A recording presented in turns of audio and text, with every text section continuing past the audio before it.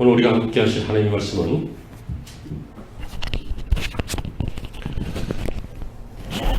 오늘 말씀은 히브리서 10장 19절부터 25절까지입니다.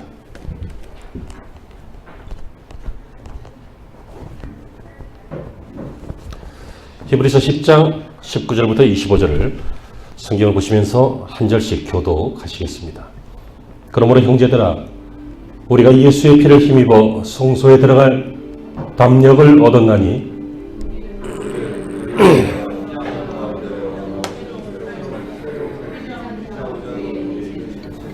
또 하나님의 집 다스리는 큰 제사장이 계심에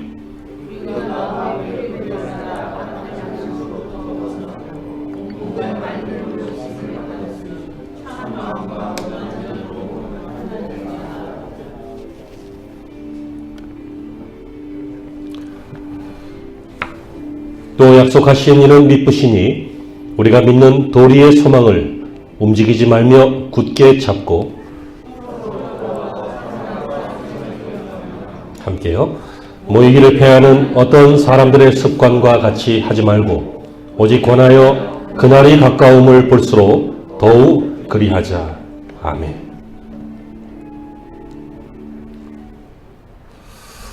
할렐루야. 오늘 좋은 주일, 은혜로운 주일 되시기를 주의 이름으로 축원합니다. 히브리서의 전체적인 주제는 구원의 주 예수님의 유일함, 그리고 예수님의 구원이 탁월함, 이런 것들을 설명하고 있는 내용들입니다. 예수님께서 단번에 이루신 구원의 속죄하심이 구약시대의 수많은 제사보다 단 1회에 걸친 이 주님의 죽으심이 더 탁월하다, 더 완전하다, 완벽하다라고 하는 것들을 말하고 있습니다. 그리고 책 후반부에 와서는 이렇게 비교할 수 없는 구원, 예수님의 탁월한 구원을 받은 성도들은 이렇게 살아야 되겠다라고 하는 삶에 대해서도 이야기하는데, 특별히 오늘 읽으신 본문은 그날 그리고 모임이라고 하는 것에 중심을 두고 있습니다. 그날과 모임, 이 모임은 예배를 말합니다. 그날과 모임, 25절에 모이기를 패하는 어떤 사람들의 습관과 같이 하지 말고 오직 권하여 그날이 가까움을 볼수록 더욱 그리하자. 그날에 모이기를 패하는 사람이 있는데 그렇게 하지 말고 모이기를 힘쓰라. 더욱 그리하자. 그날이 오기 전에. 바로 그 얘기입니다. 다음은 첫째로 이 시간 저와 여러분들이 보게 될 그날이 무엇일까요? 25절 말씀 중에 그날이 가까움을 볼수록 더욱 그리하자. 그날이 뭡니까? 성경은 이 그날을 여러 가지로 설명하고 있는데 주제는 똑같습니다. 로마서 13장 12절에 낮이 가까워 오는 날, 데살로니가전서 5장 4절에 그날이 도적같이 온다고 했습니다. 데살로니가 후서 1장 10절에는 그의 아들이 강림하시는 날, 누가복음 17장 26절에는 인자의 때, 고린도전서 1장 8절에는 우리 주 예수 그리스도의 날, 베드로후서 3장 12절에는 하나님의 날, 요한복음 6장 39절에는 마지막 날, 마태복음 10장 15절에는 심판날, 로마서 2장 5절은 진노의 날, 에베소서 4장 30절에는 구속의 날. 다시 말하면 그날이 언제입니까? 시집가는 날도 아니고, 개 타는 날도 아니고, 합격하는 날도 아니고, 새집 들어가는 날도 아니고, 이 그날은 심판의 날, 종말의 날, 주님 오시는 날, 바로 그날을 말합니다. 이 날은 작정되어 있는 날입니다. 결정적으로 결정되어 있는 날입니다. 이미 정해진 날입니다. 우리는 알지 못하나 하나님의 때가 있습니다. 그때가 되면 주님이 오실 것입니다. 그리고 그날은 주님이 오시는 날이요 동시에 마지막 날입니다. 이 세상의 최후의 심판 날이요 성도의 입장에서는 구원의 날이요 상급의 날이기도 합니다. 이 날은 피할 수 없는 날입니다. 반드시 일어날 날입니다. 생존 인류뿐만 아니라 과거에 살았던 사람들까지도 다시 다 일어나서 심판대 앞에 서게 될 인류 최후의 날입니다. 성경은 이 날이 가까워오고 있다. 마지막 날이 가까워오고 있다. 이 재림의 날, 종말의 날이 가까워오고 있다라고 말합니다. 깨어있는 성도들은 그 날을 생각하면서 삽니다. 첫 번째, 자기 개인의 종말, 인생의 죽음, 개인의 종말을 생각하고 삽니다. 두 번째, 역사적 종말, 주님이 다시 오시는 그날, 이 날을 생각하면서 삽니다. 인간은 누구나 마지막이 있습니다. 종말이 있습니다. 그날을 생각할 줄 아는 것, 그것은 철든 것이고, 그것이 비로소 어른이 되는 것이고 비로소 신앙인이 되는 것입니다. 홍수 심판을 예비하던 노아 생각나십니까? 하나님이 주신 종말을 보았습니다. 마지막 심판을 보았습니다. 그 약속의 말씀을 들었습니다. 그리고 믿었습니다. 믿었기에 그는 방주를 준비하였고, 방주를 준비하는 동안 쉬웠겠습니까? 사람들이 놀리지 않았겠어요? 이 바보 멍청아, 어떻게 하늘에서 물이 떨어지냐? 그때까지는 비가 온 적이 없었기 때문에, 땅은 궁창 위에 있는 것이었기 때문에, 스며들어서 식물이 자라는 것이었기 때문에 어떻게 물이 하늘에서 떨어지냐? 그러나 노아는 비가 온다는 하나님의 약속을 믿었고 방주를, 배를 준비하였습니다. 그것은 바로 그날을 기다리고 깨어서 그날을 준비하였던 것을 말합니다. 주님이 이런 말씀을 하신 이유는 무엇입니까? 인자의 때도 노아의 때와 같이 그러리라. 다시 말하면 노아 때처럼 우리들도 그런 바보 같은 소리 하지 마 할 것이 아니라, 하나님이 그렇게 말씀하셨어? 라고 듣고 깨어있고 주의하고 예비하고 있어야 한다는 것입니다. 그러므로 여러분, 성도는, 교회는 그날이 가까움을 보고 느끼고 판단하는, 이 세상의 감각이 아닌 하늘의 감각으로 사는, 이 세상의 어떤 센스가 아닌 영적인 센스로 사는 그런 사람들이 성도요, 또 그런 무리가 교회요, 또 그런 신앙이 저와 여러분들이 가지고 있는 신앙입니다. 그런데 중요한 것은 그날은 종말의 날인데, 오늘 설교의 핵심입니다. 그날에, 오늘 설교 제목이 그날과 예배잖아요. 그날에 어떻게 해야 된다는 얘기입니까? 오늘 말씀은 우리의 비전 중에 첫 번째인 하나님의 부르심에 응답하는 예배에 대해서 조금 더 구체적으로 살펴보는 시간입니다. 오늘 본문 25절이 말하기를 그날에는 더욱 모이기를 힘쓰라고 하고 있죠. 모이기를 패하는 어떤 사람들의 습관과 같이 하지 말고 오직 권하여 그날이 가까움을 볼수록 더욱 그리하자. 모임, 이 모임, 그날의 이 모임을 중요하게 여겨라. 왜냐하면 그날의 이 모임을 패하기를 습관처럼 하는 사람들이 있다. 모임 안 하는 것을 어쩌다 한 번 안 하는 게 아니라 늘 안 하려고 하고, 안 하기를 독려하고, 안 하기로 다른 사람도 설득하고, 안 하는 분위기를 만들고 하는 그런 종류의 사람이 있다는 것입니다. 그때가 언제입니까?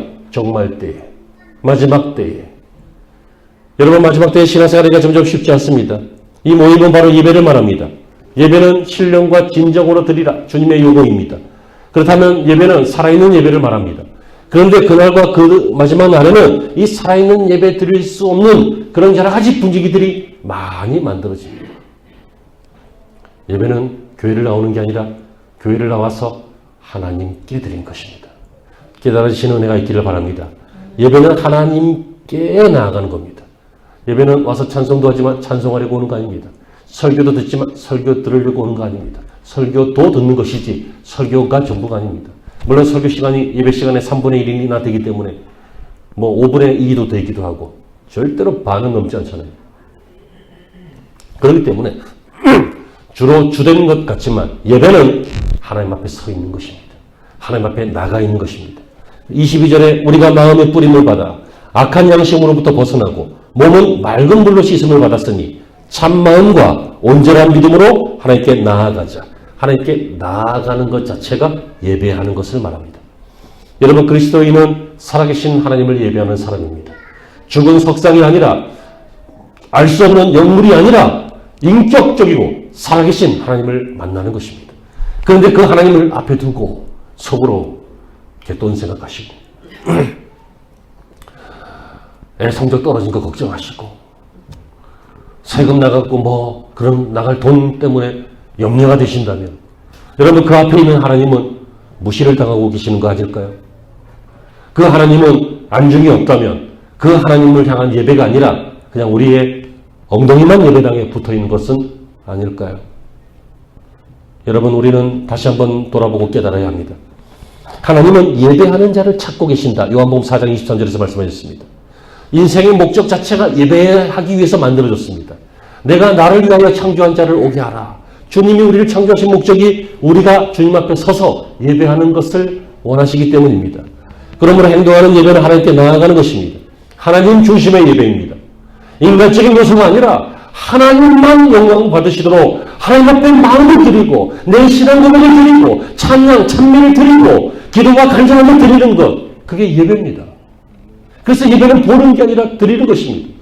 현대교회는 예배가 보는 것이 되었죠. 이렇게 프레젠테이션을 통해서 영상으로 다 나가니까 이게 물론 유익하고 좋은 것도 있지만 그냥 예배를 봐요. 예배를 다 봐요. 그리고 교회가 커지면은 강단에 있는 목사 얼굴이 작아서 잘 안 보이니까 저는 크지만 죄송해요. 안 보이니까 이제 다 쏴주잖아요. 그러면 이 뒤에 그냥 금지막하게 있어갖고 잘 보여요. 여러분 아무리 시각적인 요소가 많다 그래도 예배는 보는 것이 아니라 하나님께 드리는 것임을 잊지 마시기 바랍니다. 하나님 중심의 예배입니다. 제가 얼마 전에 많이 마음이 아팠습니다. 회개했습니다. 왜냐하면 제가 느껴요. 가끔씩 설교가 망가지는 거예요. 여러분들은 못 느끼셨죠? 항상 은혜 받으셨죠? 아멘 좀 해봐요. 네, 항상 은혜. 여러분들의 저는 지금까지 살면서 여러분들처럼 심성 고우시고 믿음 좋은 분들은 별로 못 봤어요. 딱 우리 교회에 맞는 것 같아. 여러분들은 눈치를 못 채셨겠지만 말씀을 선포하는 게 힘들 때가 몇 번 있었어요. 그 이유는 좋게 얘기하면 제가 여러분들을 배려해서 이 상황과 내용들을 손질해 가면서 설교를 해요. 근데 옛날에 안 그랬거든. 예전에 큰 교회에 있을 때는요, 누군가를 대상으로 설교하지 않았어요. 누군가를 대상으로 설교하지 않았기 때문에 아무런 눈치 볼 게 없어요. 그냥 강력하게 하는 거예요. 예배 늦으면 네가 중요한 사람 만나러 갈 때도 예배 그렇게 늦냐? 사업 계약하여 갈 때도 늦냐? 대통령이 오라고 청와대 갈 때도 늦냐? 하나님 앞에 서는 예의고 자세 아니냐? 막 이런 얘기를 했어요. 왜냐? 누구 들으라고 하는 얘기가 아니라 옳은 신앙의 삶을 이야기하는 거기 때문에. 근데 지금은 그런 얘기 딱 하려고 하니까 3분의 2, 3 반이 늦네? 또 한편으로는, 야, 그래도 내가 뭐라고 정규진 목사 돕겠다고 이렇게 작은 교회 같이 와주시고, 그것만 해도 고맙잖아. 고마운데 뭐, 불편한 얘기 할 건 뭐 있어요. 그러니까 그런 얘기 안 하잖아요. 안 해요. 어떨 때는 막, 주일도 빼먹고 그러면 되냐? 주일은 주의 날이니까 주일 아니냐? 주일을 위해서 6일을 사는 거다. 막 강력하게 했는데 그때는 제가 얼마나 강력하게 했냐면 목이 제가 약간 휘었어요. 그래서 턱이 이렇게 들려요. 건방져 보이게, 교만해 보이게 강력하게 했단 말이에요.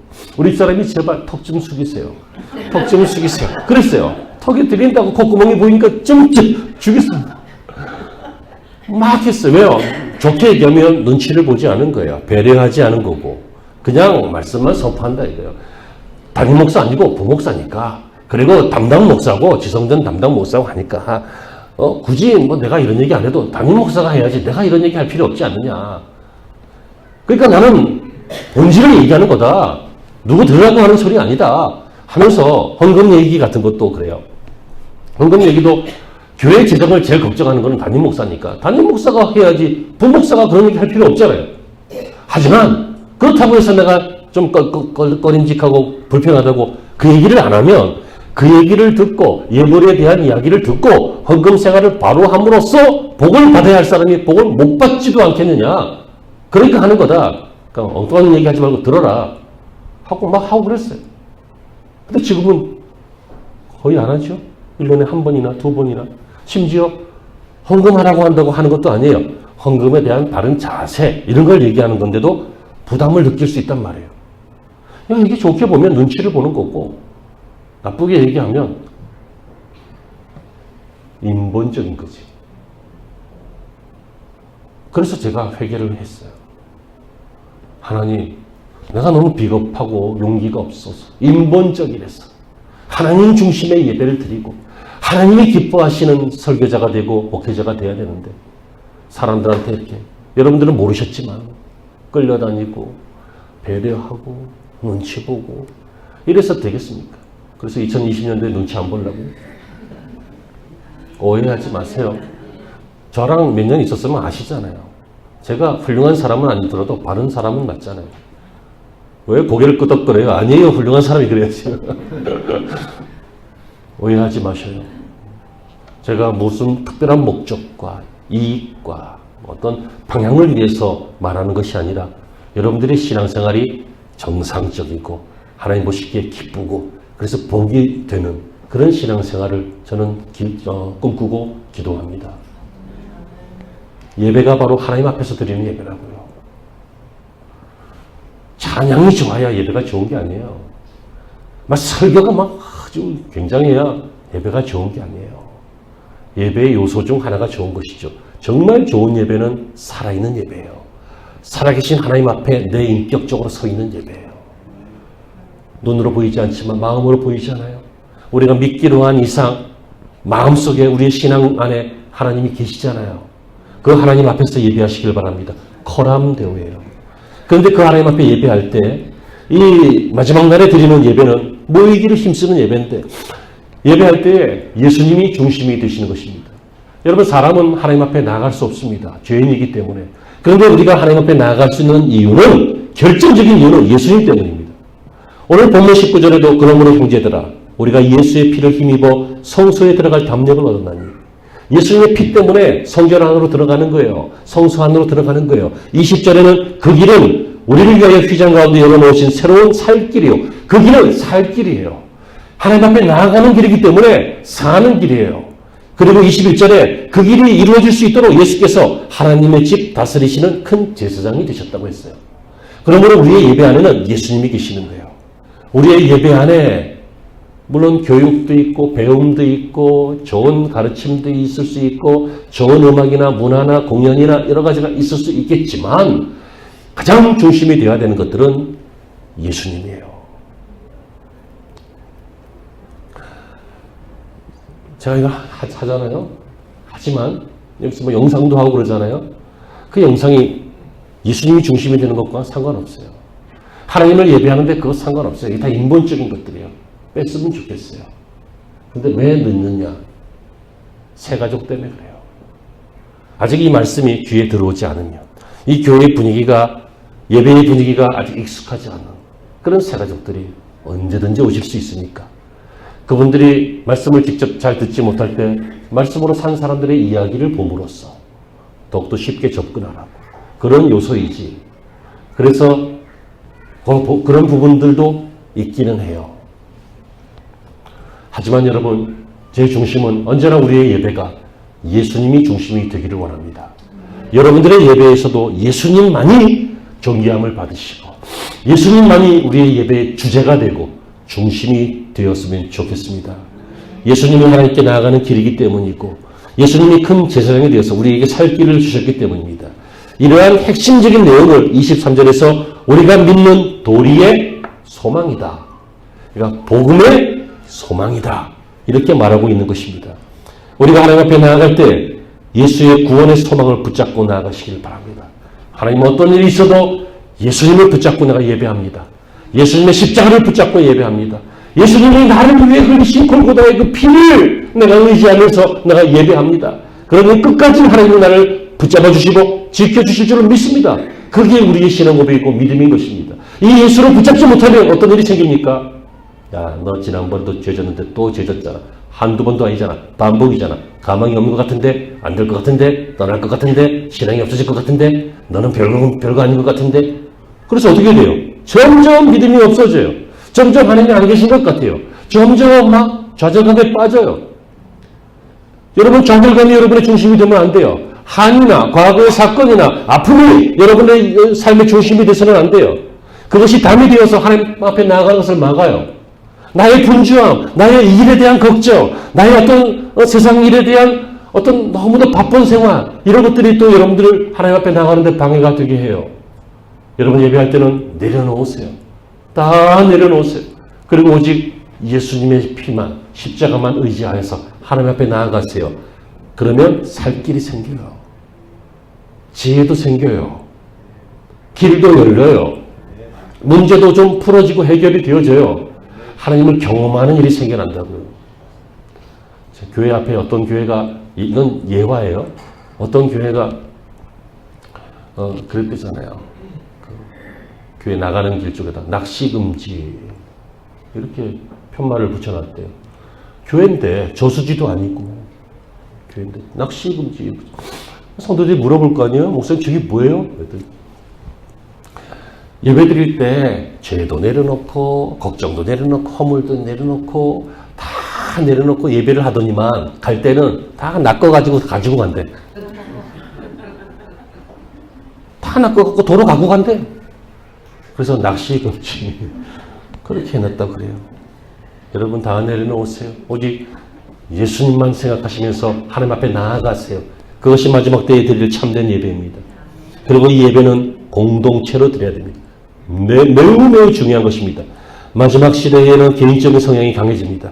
마지막 시대에는 그런 성향들을 주장하는 사람들이 점점 많아집니다. 그러나 오늘 성경은 분명히 말씀하시기를 24절에 서로 돌아보아 사랑과 선행을 격려하며 25절에는 오직 권하여 모이기를 패하는 어떤 사람들의 습관처럼 하지 말고 거기에 동료되지 말고 마지막 때도 점점 모이라는 거예요. 모이라는 거예요. 목사님 저는 교회를 못 가도 집에서 한국 5대 대형교회 목사님들의 설교를 매주 들어요. 아주 은혜가 되는 게 목사님하고는 딴판이에요. 막 그러면서 막 예배 드리고 생명의 말씀사에서는 큐티도 이렇게 해설까지 다 해주니까 이렇게 듣기만 하면 돼. 다 듣고 그러면 여러분의 머리는 커지지만 영성은 절대로 성장하지 않습니다. 그게 나쁘다는 거 아니에요. 옳은 거예요. 하지만 교회 공동체에 소속이 되어 있고 공동체 안에 공적인 예배가 함께 드려지면서 그게 필요한 것이지 그거 없이 개인적인 신앙, 개인적인 어떤 영성만 추구하면 그 영성은 무너지게 되어 있어요. 왜냐하면 원리가 공동체 안에 거하도록 하나님이 지으셨기 때문에 하나님도 공동체세요. 삼위일체로. 깨달으십니까? 우리가 우리의 형상으로 사람을 만들어. 내 안에 아버지가 계시고 아버지가 내 안에 계시고 주님과 하나님은 성령님은 공동체세요. 교회도 공동체라고요. 성령 받은 이후에 초대교회가 그랬잖아요. 그들은 믿는 사람들이 함께 모였어요. 함께 모여서 가르침을 받았어요. 함께 모여서 교제했어요. 함께 모여서 떡을 떼고 그러니까 성찬을 했어요. 함께 모여서 예배했어요. 함께 모여서 사랑과 선행을 베풀었어요. 그래서 함께 지역사회 사람들에게 사랑을 받고 존경을 받았어요. 사랑하는 성도 여러분, 오늘 말씀이 이제 맺어지는데요. 예수님이 계시던 그 시대뿐만 아니라 초대교회 안에서도 자꾸만 이 모이는 것을 패하는 개인적인 성향의 사람들 혹은 율법적인 사람들 이런 사람들이 많았습니다. 정확하게 누군지는 알 수 없습니다. 혹시 시나고그, 회당을 중심으로 예배하는 것을 중요하게 여겼던 유대인들일 수 있습니다.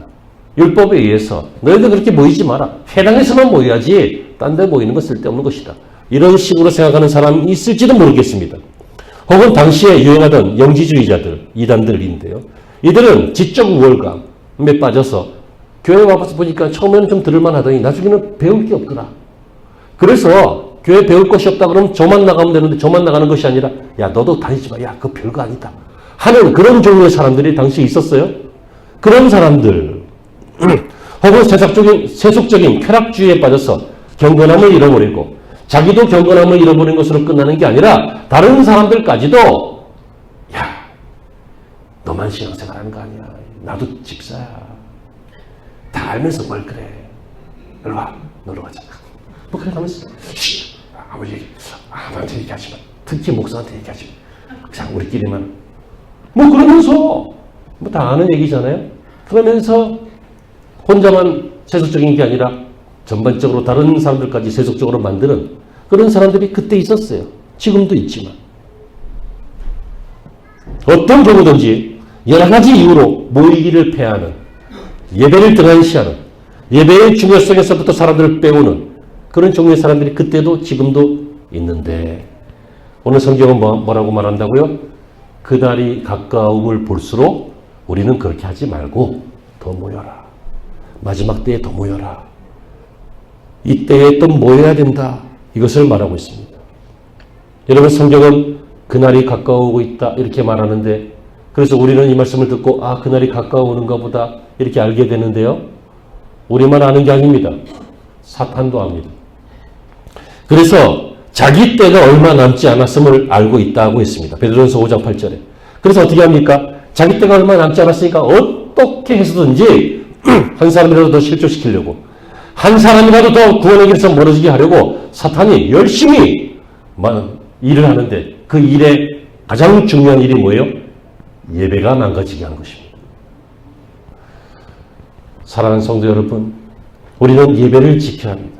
사탄의 목표는 그날을 기다리면서 그날을 소망하면서 예배하는 사람들이 못 모이게 하는 것, 그게 사탄의 목표입니다. 여러 가지 이유로 못 모이게 하죠. 믿음이 없어지게 하고 상황을 바꾸고 일이 바쁘고 또는 불화가 일어나거나 아니면 실망하거나 상처받거나 여러 가지 일들 때문에 이 예배를 패하는 일들, 이 뒤 배경에는 사탄이 있습니다.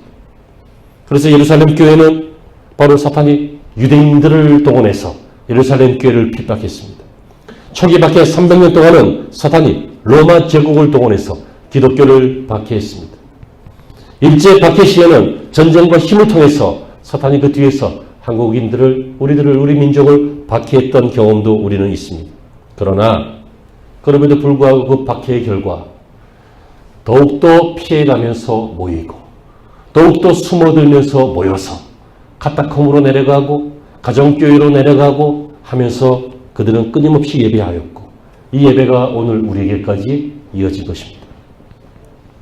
교회라고 하는 말 자체가 에클레시아, 이 교회라고 하는 말 자체가 밖에서부터 부름을 받았다. 그런 뜻입니다. 저와 여러분들은 교회입니다. 저와 여러분들은 부름을 받은 사람들입니다. 그렇다면 이 부름받은 사람들이 해야 되는 것이 응답하는 것입니다. 응답하는 것이 바로 예배입니다. 사랑하는 성도 여러분, 우리는 이 예배에 함께 모이기를, 하나님 앞에서 모이기를, 예수님을 중심으로 모이기를 이 시간 다짐하였으면 좋겠습니다. 신자가 함께 모이면 힘이 생깁니다. 함께 모일 때, 신앙의 공동체가 될 때 불꽃 같은 열정도 다시 생겨납니다. 저는 열정적인 사람을 많이 보았습니다. 하지만 간혹 열정이 잘못된 사람도 보게 되었습니다. 어떤 경우입니까? 혼자만 열리는 사람입니다. 혼자만 열정적인 사람입니다. 그럼 어떻게 됩니까? 사람들을 다 뭐라고 하죠? 가스를 넣어놓고 그을려놓고 죄송합니다. 네. 사람들을 다 그을려놓고 시간 되면 꺼져버립니다. 상처만 준다고요. 열정은 공동체에서 함께 불타오르기를 바랍니다. 여러분 보세요. 숯불 하나가 있는데 숯불 하나 꺼내놓으면요. 조금 있으면 그냥 시들어버려요. 그러나 이 숯불을 다른 숯불들하고 같이 놓으면 오랜 시간 동안 주인이 오실 그날까지 그 숯불은 타오를 수 있어요. 바로 열정이 그런 것입니다. 구원에 이르는 개인적인 영적 성장, 또 우리의 신앙의 기쁨, 또 신앙생활하면서 얻게 되는 삶의 축복과 간증거리, 이 모든 시작은 모여서 예배할 때, 모여서 찬양할 때, 모여서 전도할 때, 모여서 힘을 모을 때, 모여서 자기를 희생하고 서로 섬길 때, 모여서 복음 전파를 위해서 자신의 것들을 드릴 줄 알 때, 바로 이러한 일들이 생겨나는 것입니다. 성도 여러분, 미국의 초대 대통령이 누군지 아십니까? 아시죠? 워싱턴. 이 사람은 좋은 사람인지 아닌지 훌륭한 사람인지 잘 모릅니다. 하지만 이것 하나를 들었습니다. 평생 주일 예배를 빼먹은 적이 없대요. 그 어떤 인생인지 모르겠지만 그래도 예배를 중요하게 생각했던 사람인 것은 분명한 것 같습니다. 그래서 하나님이 그를 붙잡고 사용하신 거 아니겠습니까? 사람에게 모임을 빼앗기지 말고 모이면 살고 흩어지면 죽는다 라고 하는 놀라운 말을 이 시간 다시 한번 생각하시면서 2020년 한 해 동안 부지런히 모이고 열정적으로 예배드리고 예배를 통해서 어떤 일이 있어도 하나님 앞에서 은혜를 받고 받은 은혜로 삶의 현장에서 승리하는 저와 여러분이 되시기를 주의 이름으로 축원합니다. 기도하시죠.